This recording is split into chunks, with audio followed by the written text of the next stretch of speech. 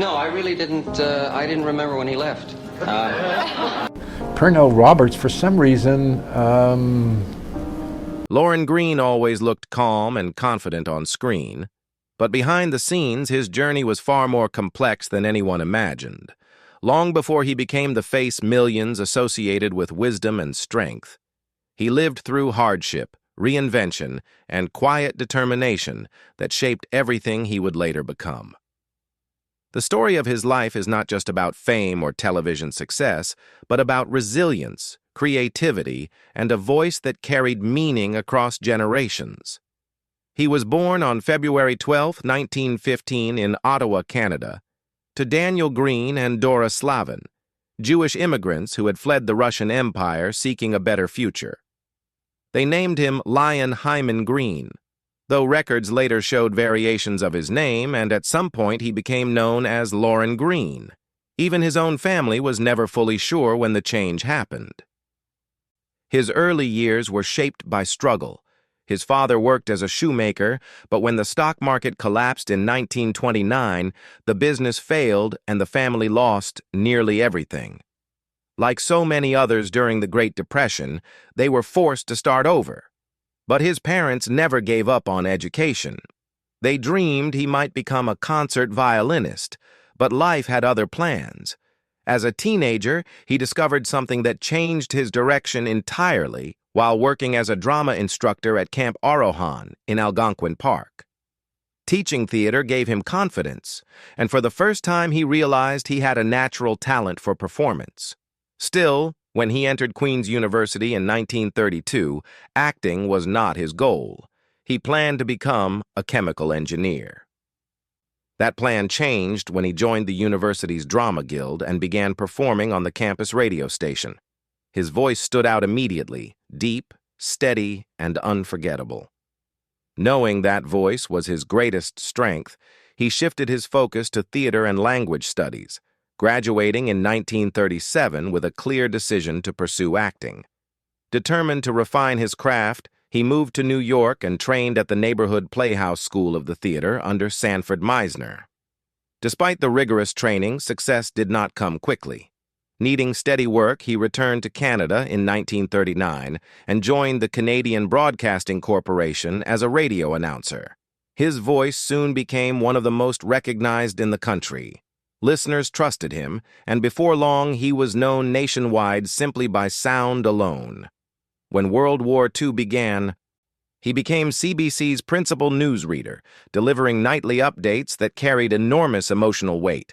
His voice entered homes across Canada, becoming a steady presence during uncertain times.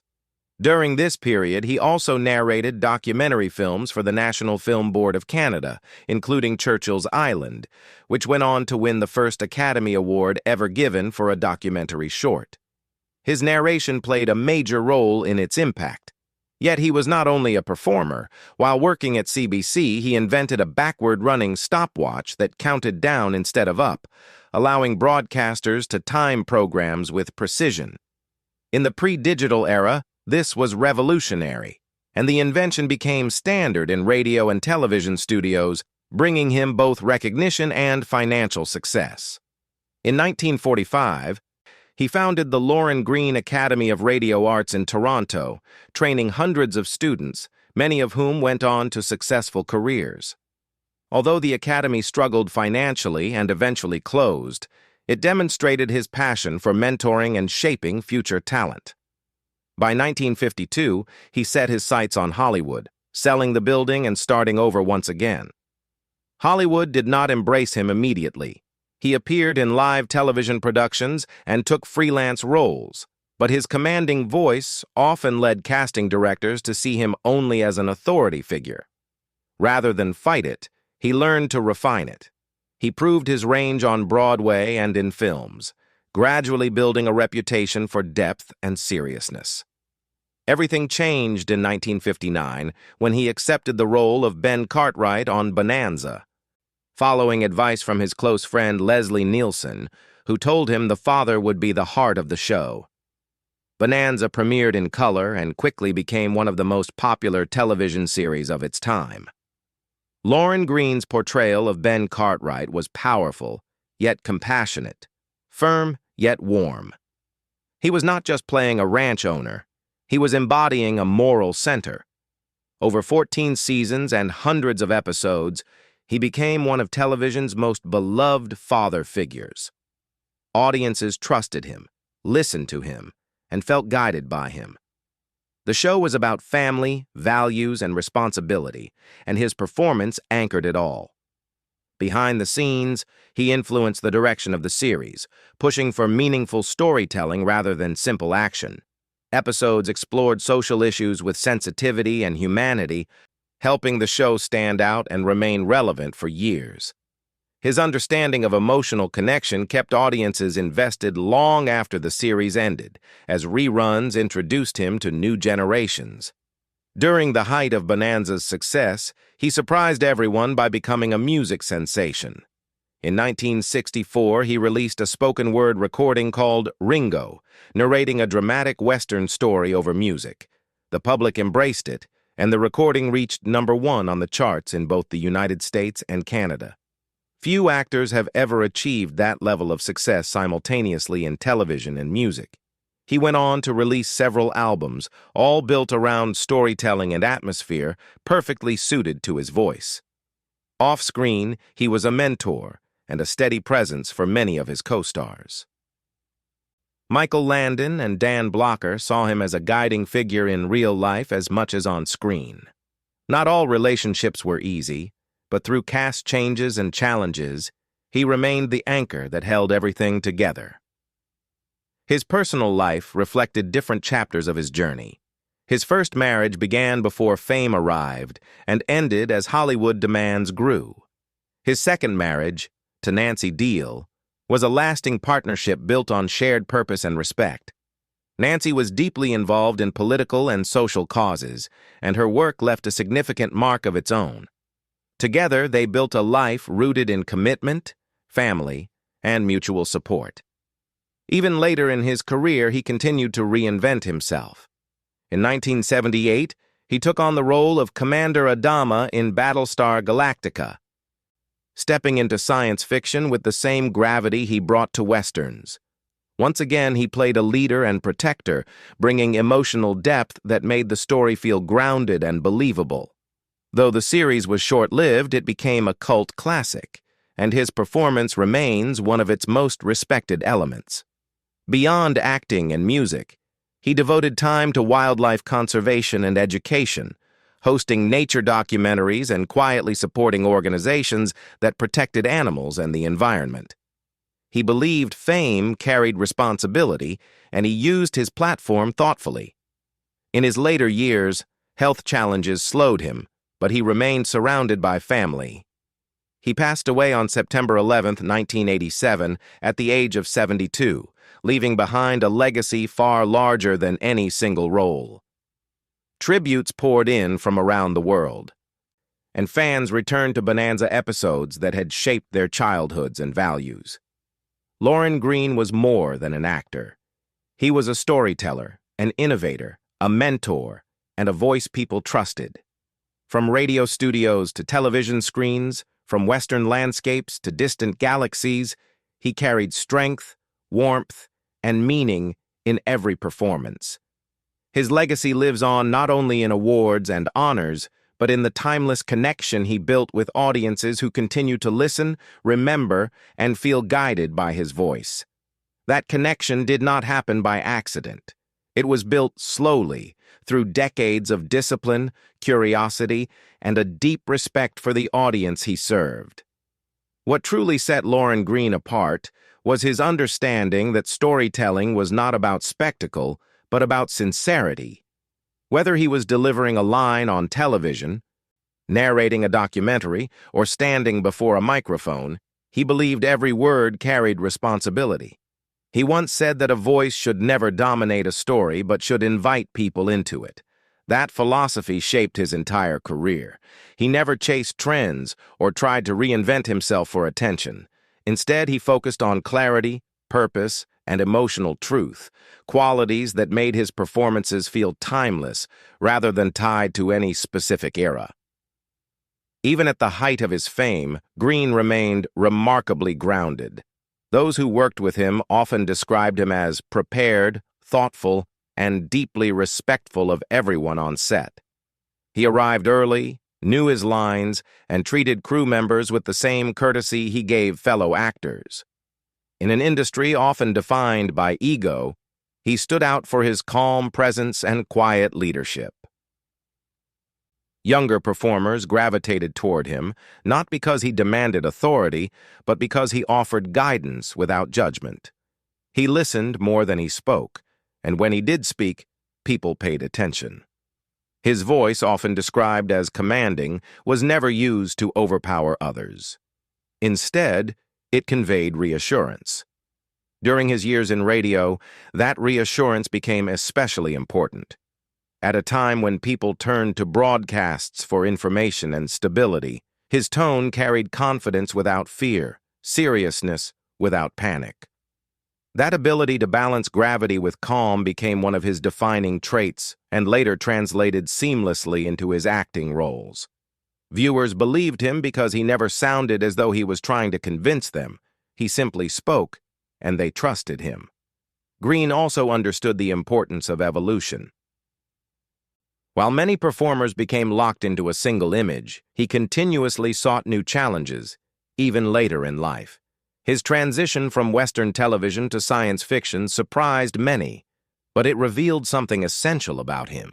He was not interested in repeating past successes. He wanted stories that explored leadership, responsibility, and the human condition, regardless of setting. Whether on horseback or aboard a starship, his characters shared a moral center that reflected his own values. Behind the scenes, Greene was deeply curious about the world. He read constantly, not only scripts but history, science, philosophy, and current events. That curiosity informed his performances, allowing him to bring depth to characters who might otherwise have felt one-dimensional. He believed an actor's job was not to perform, but to understand, and that understanding required knowledge beyond the script. This habit of lifelong learning kept his work fresh and prevented him from becoming complacent. His influence extended far beyond the screen. Many actors credited him with shaping their approach to professionalism and longevity in the industry. He advised them to think beyond immediate success and focus instead on building trust with audiences. Fame, he believed, was temporary, but credibility endured.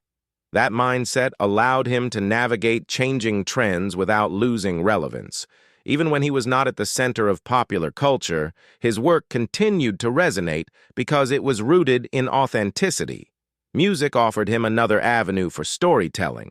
Unlike many performers who treated music as a side project, Greene approached it with the same seriousness he brought to acting. His spoken-word recordings were not about vocal display, but about narrative. Each piece unfolded like a short film for the imagination, inviting listeners to visualize scenes, characters, and emotions. The success of these recordings surprised the industry, but it did not surprise those who understood his gift. He had always been a storyteller first, regardless of medium. His dedication to conservation and education revealed another layer of his character. He believed that storytelling could inspire responsibility toward the natural world. Through documentaries and quiet advocacy, he used his voice to highlight the beauty and fragility of nature. He did not preach or dramatize. Instead, he presented information with respect, trusting audiences to draw their own conclusions. This approach mirrored his acting style and reinforced the consistency of his values across all areas of his life. Family remained central to his identity. Despite long working hours, he prioritized being present and engaged. Those closest to him often noted that the wisdom he portrayed on screen was not an act. He carried the same patience and care into his personal relationships. He believed that leadership began at home, and that integrity mattered most when no one was watching. This alignment between his public and private selves strengthened the authenticity audiences sensed in his performances. As television evolved and new generations discovered his work, Greene's appeal did not fade. Younger viewers who encountered him through reruns or later projects often described feeling an immediate sense of trust. In an age of faster pacing and louder storytelling, his calm presence felt refreshing. He reminded audiences that strength did not require volume and that authority could exist alongside kindness. His legacy also lives on in institutions and honors that bear his name, but perhaps more importantly, it lives on in the countless individuals he inspired. Students who attended his academy, actors who received his guidance, viewers who grew up watching him each week all carried pieces of his influence into their own lives. Some pursued careers in the arts, others carried forward his values of responsibility, empathy, and thoughtfulness into entirely different fields. What makes Lorne Greene's story especially enduring is that it resists simplification. He was not defined by a single role, a single decade, or a single achievement. His life unfolded as a series of reinventions anchored by a steady moral compass. He adapted without losing himself, succeeded without forgetting humility, and led without demanding attention. In a world where entertainment often feels disposable, his work remains meaningful because it was created with intention. He believed audiences deserved respect, and he never underestimated their intelligence or emotional capacity. That belief shaped everything he did, from the way he delivered a line to the projects he chose to support. Today, his voice still echoes, not only through recordings and reruns, but through the standards he set for storytelling. He showed that lasting impact does not come from chasing the spotlight, but from standing firmly in one's values. His career serves as a reminder that the most powerful performances are those rooted in sincerity, patience, and respect for the human experience. Lorne Greene did not simply entertain. He guided, reassured, and inspired. Through decades of work across mediums and genres, he proved that a voice, when used with care and purpose, can become a source of comfort and strength for generations. That is why his legacy endures, not as a relic of the past, but as a living example of what it means to tell stories that matter.